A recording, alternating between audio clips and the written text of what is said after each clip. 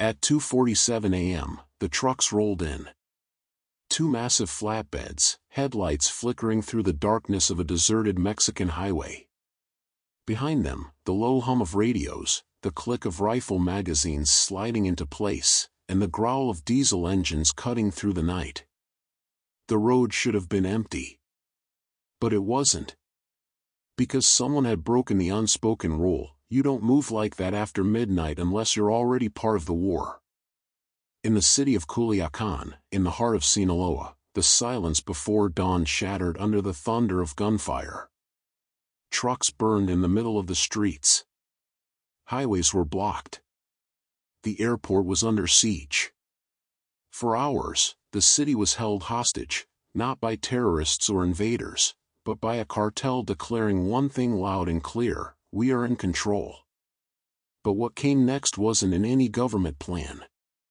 The Mexican army, called in to restore order, found themselves outnumbered, outgunned, and outmaneuvered. Civilians locked their doors as the streets turned into a battlefield. The cartel won that night. Not because they were stronger, but because they were ready, and the state was not. That single event sent shockwaves across the world. For years, Mexico's cartels had thrived in the shadows, operating quietly behind political smiles and whispered deals. But now the shadows were gone. The war had stepped into the daylight. Engines roared where children used to play. Checkpoints appeared where coffee shops once stood. And ordinary people, shopkeepers, taxi drivers, teachers, became unwilling witnesses to a conflict they never asked for. At the center of it all was a rising force, the Jalisco New Generation Cartel, an organization unlike anything Mexico had ever seen. Brutal. Calculated. Relentless. They weren't just trafficking drugs, they were building a parallel government. They controlled territories, manipulated politicians, and dictated life, or death, with a single phone call. But the uprising didn't begin in boardrooms or jungle compounds. It began in the small towns, places forgotten by the state, where families paid invisible taxes to survive another day. Where the only law that mattered was the one enforced by men with rifles and black masks. Mexico's drug war had been raging since 2006, but this was different. This was no longer a war between government and cartel, it was a struggle for control of the nation itself. Imagine waking up in a place where gunfire marks the start of every morning. Where children stop playing outside because the sound of helicopters has replaced laughter. Where people learn to tell the difference between a warning shot and a killing one. That became daily life. But then, something shifted. The cartels stopped hiding. The violence became organized, orchestrated. Convoys of armored trucks paraded through towns in broad daylight. Highways burned.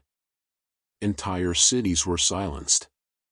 This wasn't about drugs anymore. It was about domination. And when power becomes the prize, every street becomes a battlefield. Families disappeared. Mothers waited for sons who never came home. Towns emptied overnight. Fear became the new economy. And through it all, somewhere in the corridors of power, a few quiet deals were being made. A handshake. A favor. A silence bought and sold. Corruption wasn't a side effect, it was the system itself. And in that system, truth was the first casualty. But war has a way of spilling out of control. It cannot be contained by borders or promises. And when it finally erupts into the open, when the state loses its grip, what follows is chaos. Out of that chaos, something new began to rise. Groups of ordinary people, tired, broken, angry, started fighting back. They armed themselves, patrolled their own streets, and swore they would take back what was once theirs. But when the line between good and evil blurs, how do you know who's really fighting for justice, and who's just fighting for power? Because this is not just a story about drugs. It's about control. It's about fear. It's about the moment when an entire nation realized that the war had no rules, and no one, not even the government, could stop it. This is the story of the cartel uprising that shook Mexico to its core. And the war no one could stop. Before the gunfire. Before the smoke. Before Mexico's streets turned into war zones. There was silence. Not peace, silence. The kind that feels heavy. The kind that hides things. In the small towns scattered across Sinaloa, Jalisco, Michoacán, life went on as if everything was normal. Farmers woke before sunrise. Women swept dust from their doorsteps. Children walked to school with worn-out backpacks. On the surface, it looked like any other day. But beneath that calm, a quiet fear lived in every corner. People knew which roads not to take. Which faces not to look at. Which questions not to ask. Because somewhere in the distance, someone was always watching. The local police? They didn't move without permission. The mayor? Just another man trying to stay alive. The cartel's influence was everywhere, not loud, not visible, but absolute. Every business, every town, every paycheck, had a shadow attached to it. Some paid protection fees. Others provided information. And some simply looked away, because that's how you survived. In places like Tepocatepec and Aguililla, whispers began to spread about a new kind of cartel. Younger. Smarter. More ruthless. A cartel that wasn't satisfied with territories, they wanted empires. They called themselves Cartel de Jalisco Nueva Generation. The Jalisco New Generation Cartel. They didn't hide in the jungle or the mountains. They filmed themselves, convoys of armored trucks, men in black tactical gear, faces covered, holding .50 caliber rifles like soldiers of a private army. Their message was simple: we are the new order. And soon, the world would believe it. While Mexico's older cartel dynasties, the Sinaloa, the Gulf, the Zetas, were bleeding from decades of war, CJNG was expanding. City by city. Town by town. They bribed the right people. They killed the wrong ones. They moved shipments not just north toward the U.S. border, but east, across oceans, cocaine, meth, fentanyl, flowing into Europe, Asia, and beyond. They weren't playing the same game anymore. They were rewriting it. But no one saw how far it would go. In Guadalajara, where CJNG's operations quietly grew behind the disguise of ordinary businesses, locals began to notice things: convoys that appeared overnight, gunfire echoing in distant hills, men who came to town and never left. The government called it organized crime. The people called it survival. Meanwhile, far to the north, another power still held its ground, the Sinaloa Cartel. Once ruled by El Chapo Guzman, the Sinaloa Cartel was legendary, the architects of the modern drug empire. But with El Chapo in a U.S. prison, the balance of power was shifting. His sons, known as Los Chapitos, fought to keep the legacy alive. And when two titans of power fight for control, the land in between becomes a graveyard. Small communities suddenly found themselves caught in the crossfire. Entire families disappeared. Villages emptied overnight. People didn't wait for warnings anymore. When the trucks came, they ran. But while the world watched from afar, something was building, something deeper than territory or revenge. It was resentment. The people were tired of paying taxes to a government that couldn't protect them, and tired of paying fees to men with guns who claimed to. In the countryside, whispers turned into meetings. Men gathered in barns, behind closed church doors, away from the eyes of both soldiers and sicarios. They called themselves autodefenses, self-defense groups. They weren't trained. They weren't soldiers. Just farmers, teachers, mechanics, people who had lost too much to stay silent. They picked up whatever weapons they could find. Some had shotguns. Some had machetes. Others had only their anger. And at first, it worked. They began reclaiming their towns, one block at a time. They drove out cartel lookouts. They took back police stations. But soon, victory began to taste like power. And power, once tasted, is hard to let go. The lines blurred between those fighting for justice and those fighting for control. Some of the auto defenses made deals with rival cartels. Others became cartels themselves. What began as rebellion became infection. And through it all, CJNG watched. Patient. Calculating. They knew the old cartels were weak. They knew the people were desperate. And desperation is the easiest thing to weaponize. While the nation looked to its government for answers, a darker truth was spreading, one that no politician wanted to admit. The war was no longer between the state and the cartels. It was between the cartels themselves. And when two monsters fight, everyone in between becomes prey. Pause, slow build of ambient sound. What happened next would take Mexico to the brink, a coordinated wave of attacks so violent, so organized, that it would leave even the military stunned. It was no longer just a cartel war. It was an uprising. And for the first time, the world would see what happens when a cartel decides to go to war, not just against rivals, but against the entire state. When the first city fell, no one believed it. When the second fell, they called it chaos. But when the third went dark, the truth became impossible to ignore.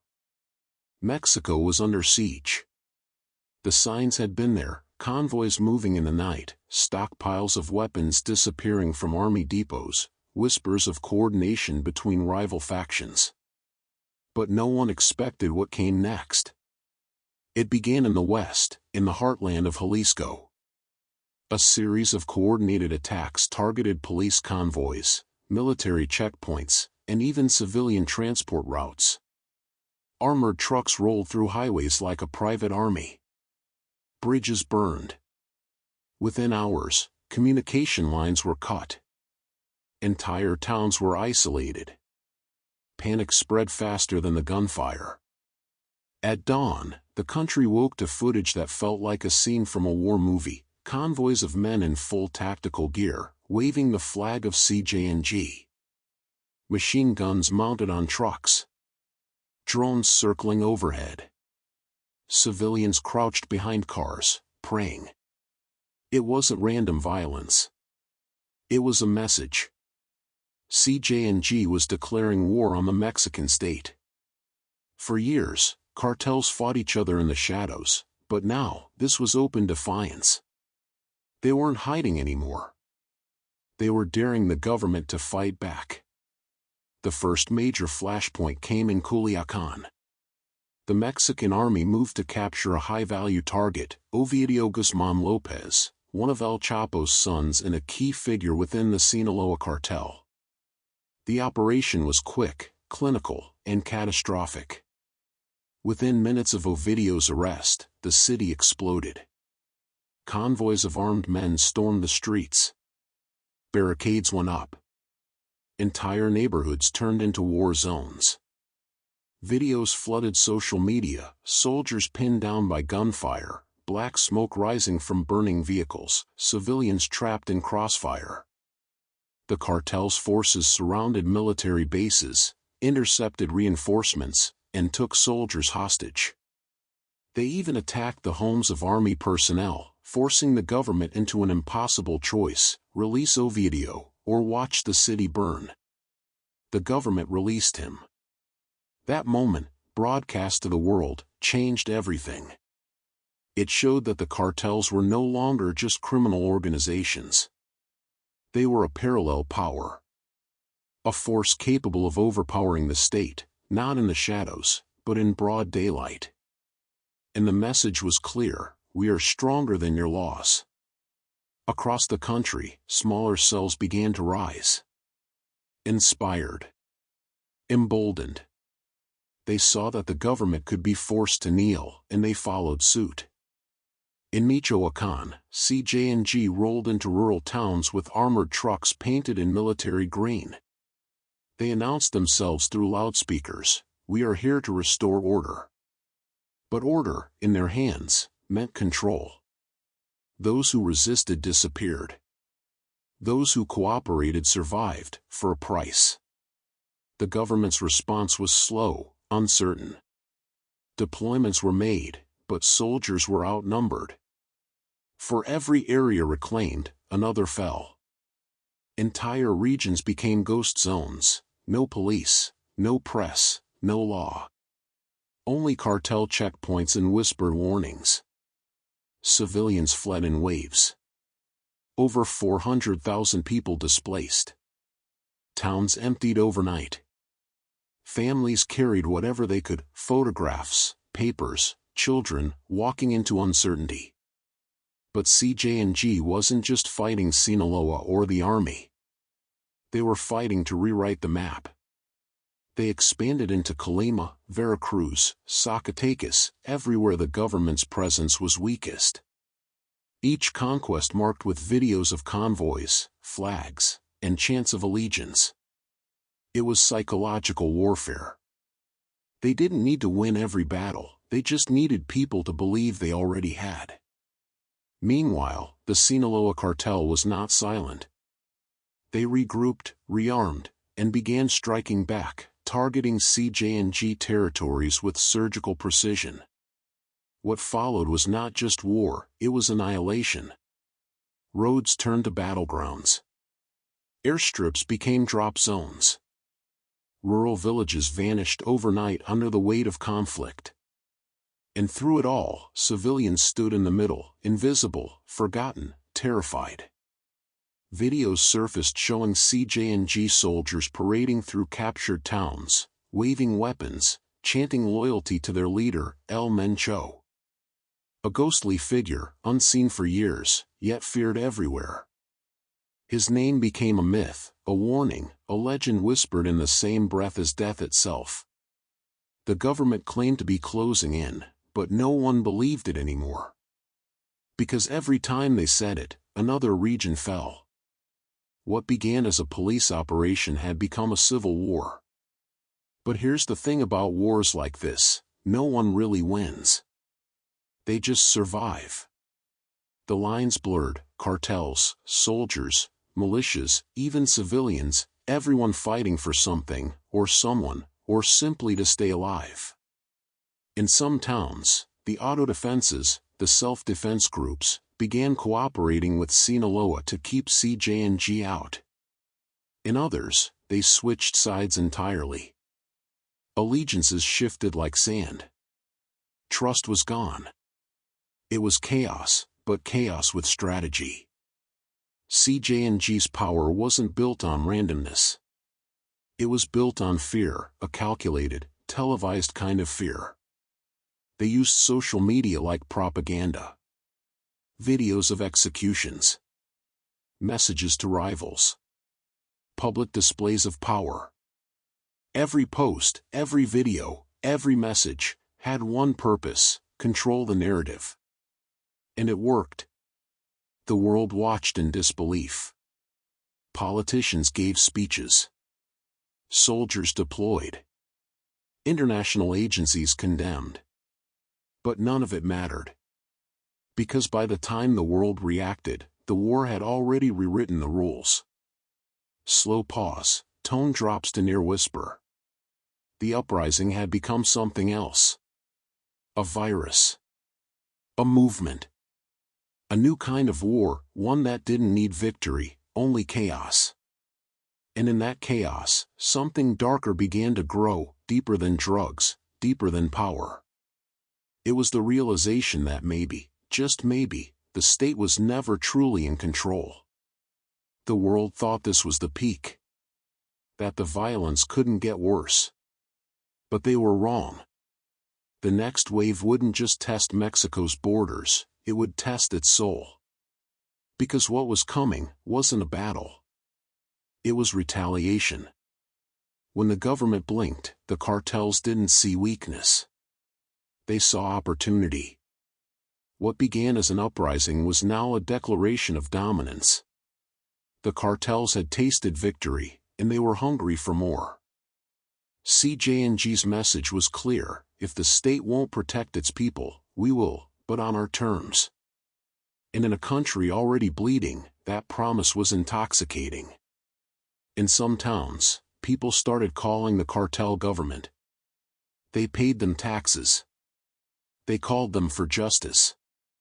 They obeyed their laws, because at least someone was enforcing something. But justice, in cartel hands, is never free. A stolen phone. A rumor.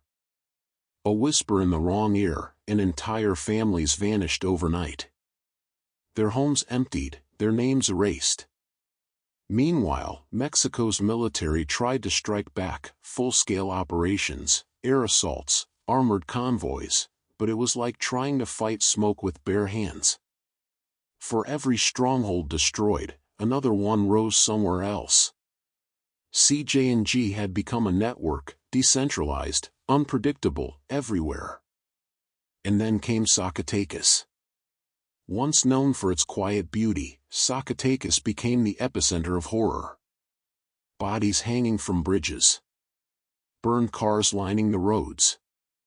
Rival cartel members strung up as warnings. The violence wasn't random. It was communication.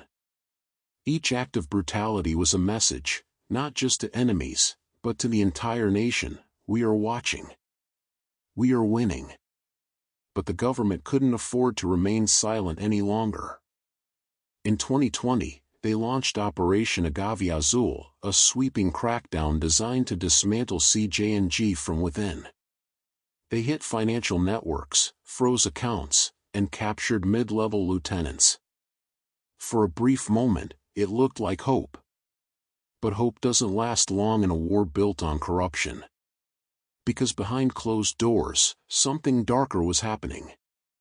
Leaked reports showed that for every cartel member arrested, another was released, sometimes hours later. Files disappeared.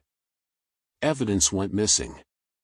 Someone inside the system was feeding the beast. And that's when the retaliation began. CJNG unleashed a campaign of terror unlike anything Mexico had seen. Ambushes on police convoys. Bombs planted in vehicles. Drone strikes, yes, drones, dropping grenades on rival camps. It was war in the modern age, live-streamed, engineered, and merciless.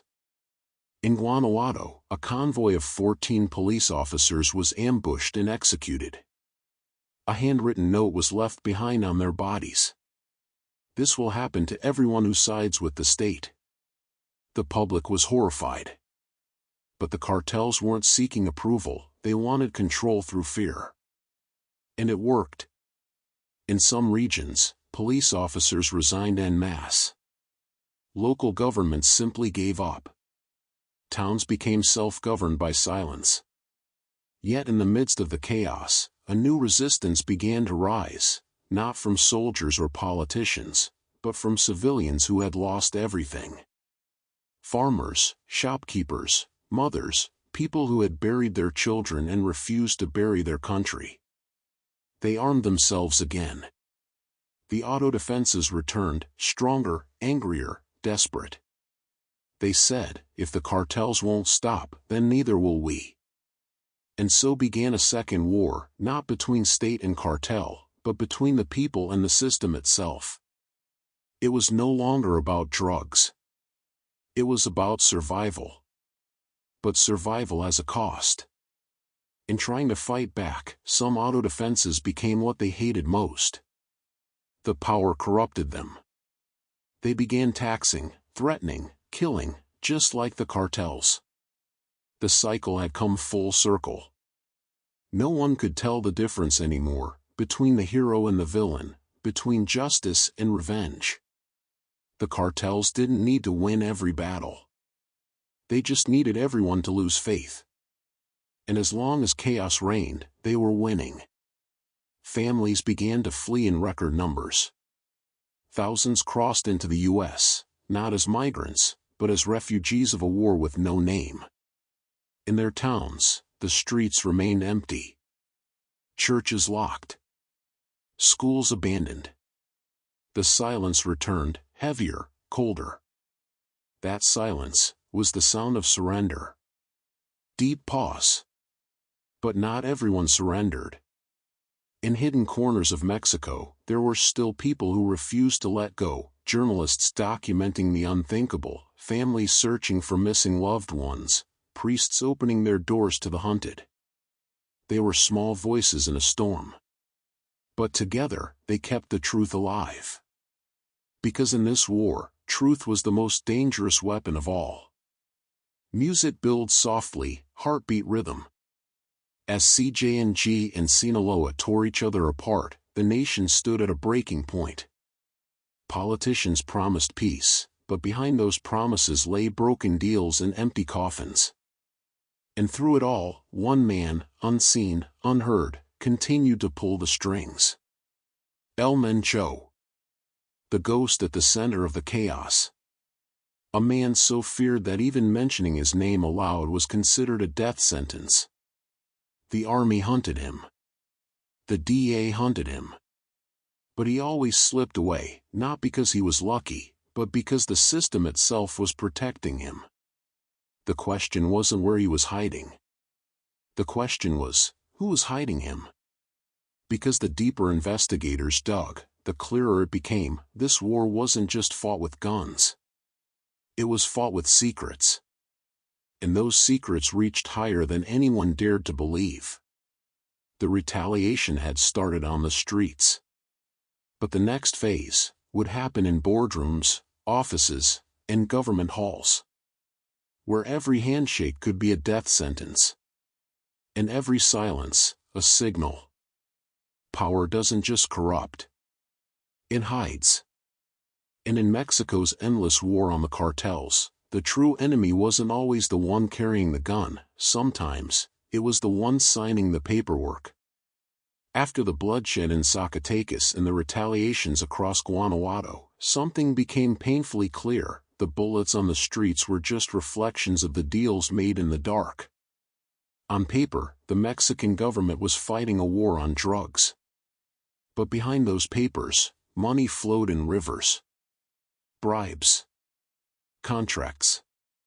Laundered investments disguised as infrastructure projects. Politicians smiled for cameras in the morning and dined with traffickers at night. And perhaps the most chilling part, no one could tell where the government ended and where the cartels began. In 2019, investigators uncovered something extraordinary. Dozens of local police chiefs across multiple states had been personally appointed by cartel leaders. Their salaries were paid by the government, but their loyalty? Bought. One former official described it simply: the government pays you to serve the people. The cartel pays you to stay alive. And so, the war became a theater, a performance where both sides pretended to fight, while the bodies piled higher. The soldiers on the ground were dying for headlines. The men in suits were dying for silence. But in every system built on corruption, there's always someone who refuses to stay quiet.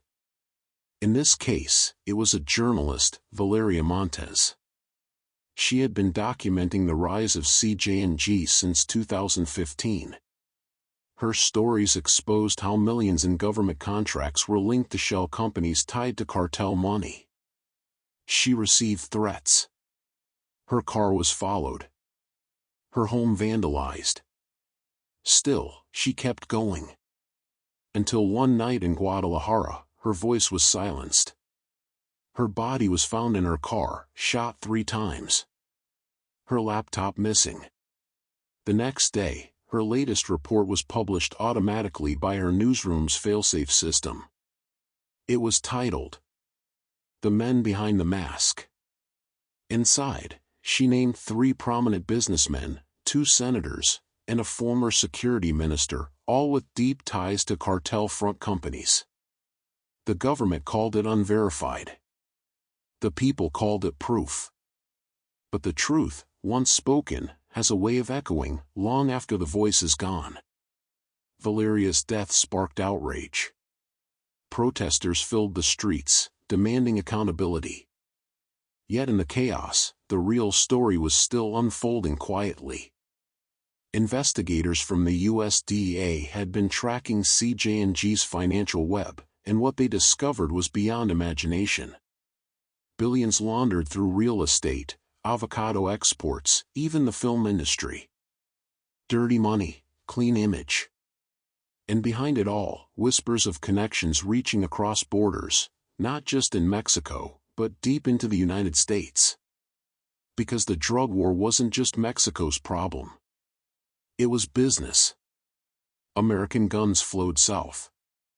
Mexican drugs flowed north. And in the middle, politicians, banks, and corporations quietly profited from the chaos. One insider called it the perfect storm of mutual benefit. Everyone got paid. Everyone kept quiet. Meanwhile, the people, the real people, kept dying. Inside government halls, a phrase started circulating among insiders: plata o plomo, silver or lead. Take the bribe, or take the bullet. Many chose silver. And those who didn't? They were buried before sunrise. In one leaked recording, an official could be heard saying, "You can't stop the cartels. You can only choose which one wins." That was the reality, the hidden truth behind every press conference, every statement, every promise of peace. The war was no longer about justice. It was about control. Control of land. Control of fear. Control of truth. And above all, control of the narrative. The government needed the people to believe they were winning. The cartels needed the people to believe no one could stop them. Between those two lies, a nation was trapped. But there was still one card left to play. Deep inside Mexico's military intelligence, a secret task force was formed, unofficial, unsanctioned, and led by officers tired of the politics. Their mission: expose the truth, at any cost. They called themselves La Sombra, the Shadow. Working in silence, they gathered files, recordings, satellite data, evidence linking high-ranking officials to cartel operations. Their plan was to leak it all. To burn the entire system down from the inside. But before they could act, someone betrayed them. Their leader, known only by the codename Corvus, vanished. The rest disappeared within days. The files were never found. Some say they were destroyed. Others say they were sold, to the very people they were meant to expose. And with that, the last hope of transparency vanished. The shadows had won. Music drops into silence. But here's the thing about shadows: they only exist where light still shines. Somewhere, in some hidden corner of Mexico, the truth still waited to be revealed. The files still existed, scattered, encrypted, buried in forgotten drives. And those who knew too much were still being hunted. Because if the truth ever came out, it wouldn't just expose the cartels. It would destroy the people protecting them. The stage was set. The alliances had been drawn. But the next act would push the war to its breaking point, where vengeance and justice would finally collide. The truth always finds a way out, even when buried under fear, greed, and blood. By the time the world realized how deep the corruption ran, Mexico was already standing on the edge of collapse. The cartels had become nations within a nation, each with its own laws, armies, and codes. And somewhere in that chaos, both power and morality began to crumble together. For years, the government had looked the other way. But when CJNG's violence began spilling into major cities, Guadalajara, Morelia, even Mexico City, it was no longer a local war. It was a national humiliation. The world was watching, and the government needed to prove it still ruled something. They struck first.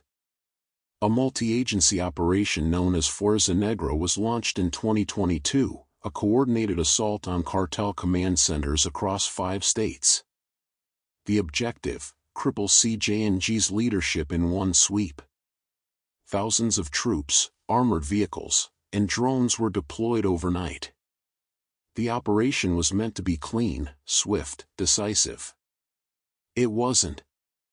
CJNG had been waiting. Their scouts spotted the convoys hours before they arrived. By dawn, ambushes were already set.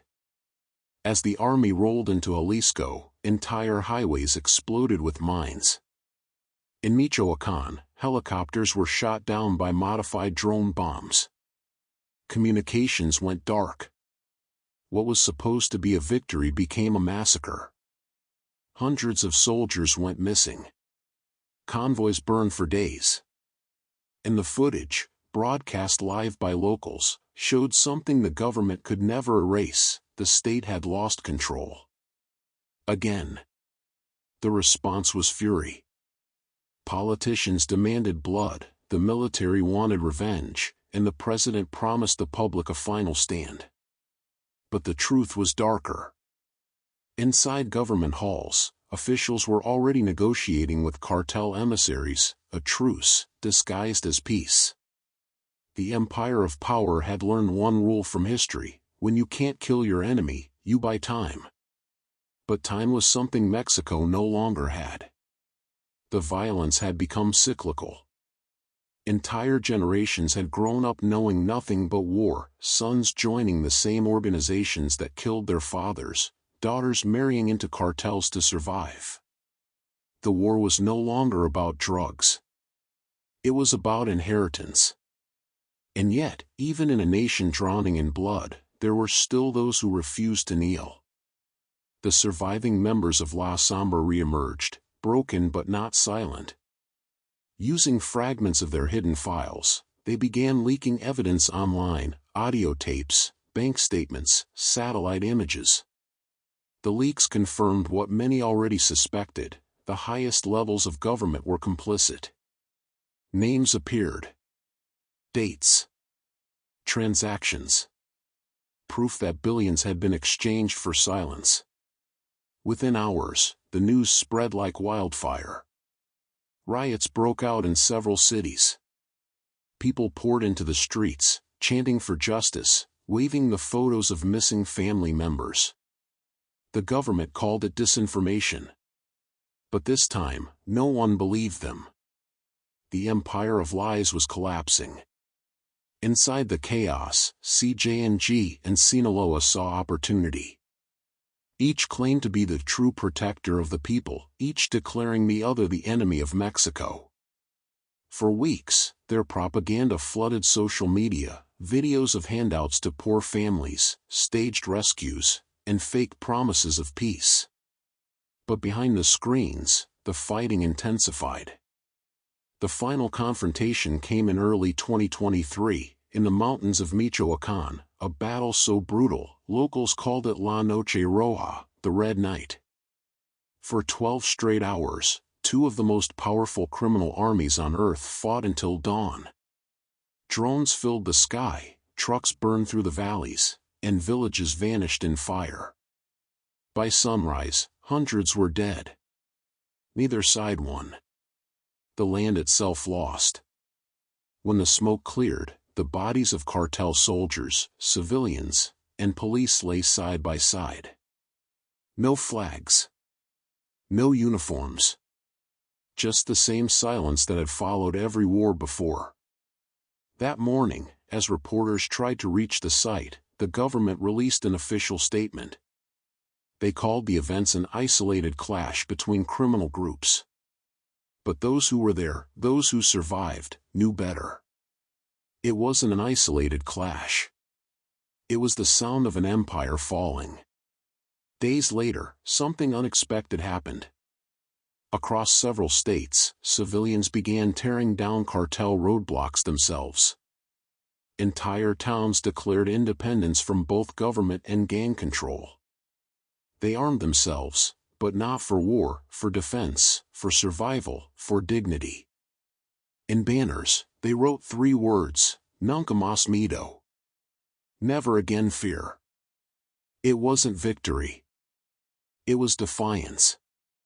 The old order was dying, but what came next wasn't peace. It was uncertainty. The cartels fractured into smaller factions, each more violent and desperate than the last. The government, crippled by scandal, clung to the illusion of power.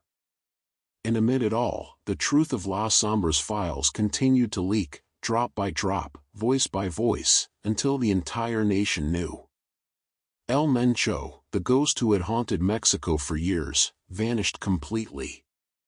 Some say he died. Others believe he still commands from the shadows, watching as his empire reshapes itself into something new. No one knows. Maybe that's the point. Because in Mexico's war, ghosts never die. They evolve. The drug war didn't end. It simply changed faces. What began as a fight for power became a struggle for survival, a reminder that sometimes, the line between justice and vengeance disappears.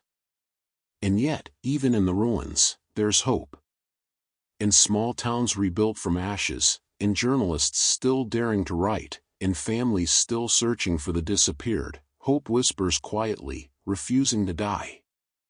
The world may forget their names. The headlines may fade. But the echoes of this war remain, a warning, a wound, and a truth too powerful to erase. Because when corruption rules, and power hides in shadows, the people will always rise again. This was not just a cartel war. It was a nation's awakening. The war ended the way most wars do in Mexico, not with peace, but with silence. The kind of silence that doesn't mean safety, only exhaustion. Cities that once burned under gunfire now echoed with nothing but wind.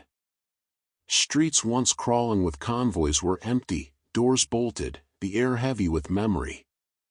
For the first time in years, the shooting had stopped. But nobody celebrated. Because everyone knew the truth, silence never meant the war was over. It meant the next one hadn't started yet. CJNG and Sinaloa were no longer what they used to be.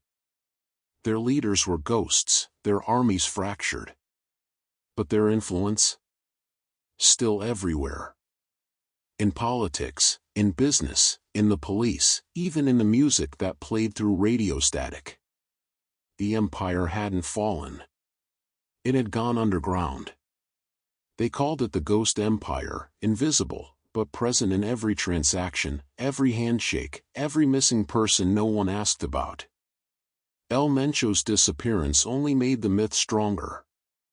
Some claimed he'd died in a jungle hideout, buried in secret by his men. Others swore he was alive, living quietly under another name, watching his enemies destroy each other. But the truth? No one knew. In Mexico, dead men are never really gone. They become stories, and stories are harder to kill than people.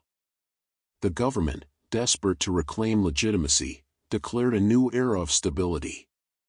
They said the cartels were broken.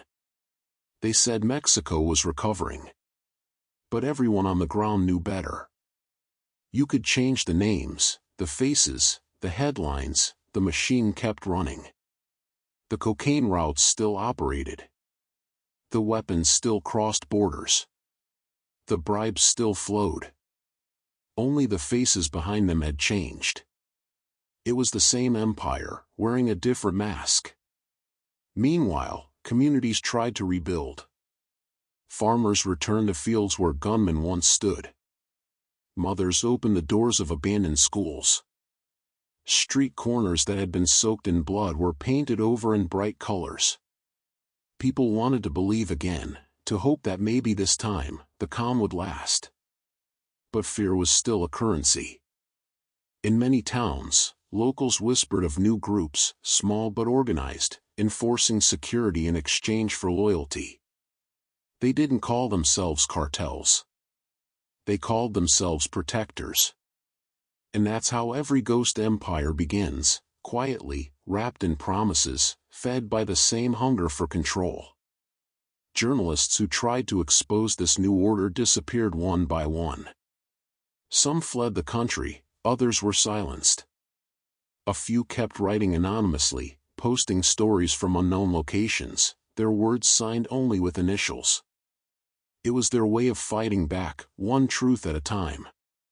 Years passed, but the scars remained. Tens of thousands still missing. Graves still unmarked. Families still waiting. And in the absence of answers, the myths kept growing. Rumors spread of a man who had survived La Noche Roja, a man once part of La Sombra. He was said to have escaped with fragments of the missing files. He lived in exile, somewhere in South America, still trying to decrypt the final piece of evidence that could expose everything. If the files were ever made public, they said, it would rewrite history, revealing every name, every deal, every betrayal that built the ghost empire. But until then, the truth slept. And Mexico, once again, learned to live with ghosts. At night, in towns that never fully healed, people still heard distant engines on empty highways, trucks that came and went without headlights, leaving tire marks that disappeared by morning. No one asked questions anymore. No one needed to. Because deep down, everyone knew the war hadn't ended. It had only evolved. It no longer needed bullets. It was fought with fear, influence, and silence. A system that no longer required visibility to exist. It had become something more dangerous, an idea. The cartels no longer ruled through violence alone. They ruled through memory, a collective trauma that kept people obedient without a single shot fired. That's what the ghost empire truly was. Not men. Not guns. Not even power. It was belief. And as long as people believed it still existed, it did. The war that began with greed had ended in myth. A myth no government could erase. The sun rises over the same mountains that once hid armies, drug labs, and secrets buried beneath the soil. The world looks peaceful, but beneath that stillness, the ghosts are restless. For decades, Mexico's story has been told through the sound of gunfire, the smell of burning rubber, and the headlines of bodies found in shallow graves. But if you strip away the noise, what's left? What's left after the last bullet is fired, after the cameras leave, and the names fade into dust? Some say the cartels won. Others say the government survived. But maybe, no one really did. Because the truth is, this war was never just about drugs. It was about power, the kind of power that corrupts even those who claim to fight it. The kind that seeps into every level of society, every handshake, every favor, every silence. For every cartel boss imprisoned, another one rose. For every operation announced, another deal was made behind closed doors. And while soldiers died in the streets, politicians smiled in photographs, shaking hands under the flag they'd already sold. In the end, the line between justice and crime became so blurred that no one could tell the difference anymore. You can dismantle a cartel. You can arrest a man. But you can't arrest greed. You can't kill corruption. You can't bury silence. That's the real empire, not the one built on cocaine or cash, but the one built on fear, obedience, and the illusion of control. And maybe that's why the story never ends. Because every generation believes they're fighting a new war, when in truth, they're just walking the same bloodstained path with new names, new flags, and the same mistakes. The children who once hid under their beds during shootouts now grow up in neighborhoods ruled by protectors. They learn early that survival is not about being good, it's about knowing who to fear. Teachers whisper lessons between the sounds of distant gunfire. Mothers pray to saints who never come. Journalists write knowing each sentence could be their last. And yet, life continues. Markets open. Music plays. Weddings happen. The human spirit refuses to die, even when surrounded by ghosts. Because in the end, that's the one thing the cartels never understood. You can control land, money, people, but you can't control hope. Hope doesn't die. It hides. It waits. In the heart of a child who dreams of something better. In the courage of a woman who speaks out when everyone else stays silent. In the few who still believe that truth, no matter how dangerous, is worth telling. Maybe that's where Mexico's Real Revolution begins, not with guns, but with memory. Remembering what was lost. Remembering who was taken. And refusing to let silence win again. Because silence is how the next empire begins. And if history has taught us anything, it's that every empire, even the ghost ones, eventually falls. So, as night falls once more over the valleys and highways where this war was fought, the camera pulls back. The lights of small towns shimmer like stars scattered across the darkness. Each light is a life, a story, a fragment of a country that refuses to be defined by its wounds. The narrator's voice lowers, softer, slower, as if speaking to the audience directly now, not telling a story but asking a question. The cartel war may never truly end. But maybe the real fight was never about them at all. Maybe it was about us. About how far we're willing to go, before we become the very thing we fear. The screen fades to black. A single sound remains, a heartbeat. Slow. Steady. Defiant. Then silence. The dust has settled. The headlines have changed. But the echoes remain. Somewhere in the mountains, the wind moves through empty valleys, the same paths once used to move drugs, weapons, and fear. Now, it carries only whispers. Whispers that never make the news, but live forever in the stories people tell behind closed doors. Mexico survived the war, but it didn't come out unchanged. No one did. The soldiers, the farmers, the mothers, the orphans, the reporters, all left with scars you can't see, but that shape everything that comes after.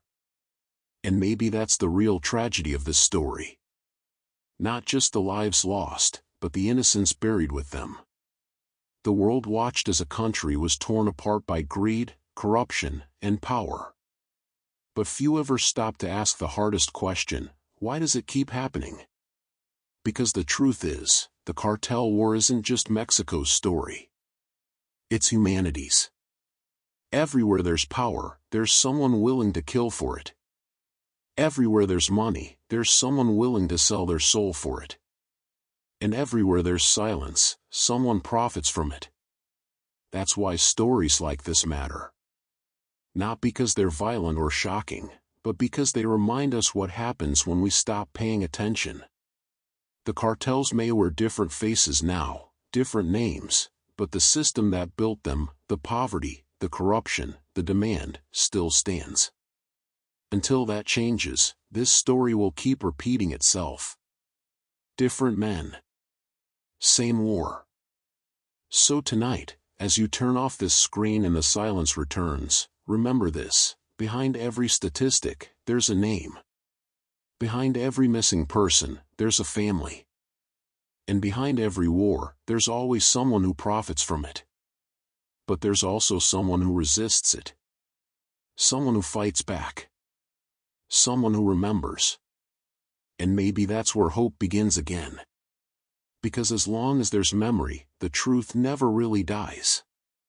Dedicated to the countless victims of cartel violence, and to the truth-tellers who refused to stay silent. This was the cartel uprising that shook Mexico, a war no one could stop.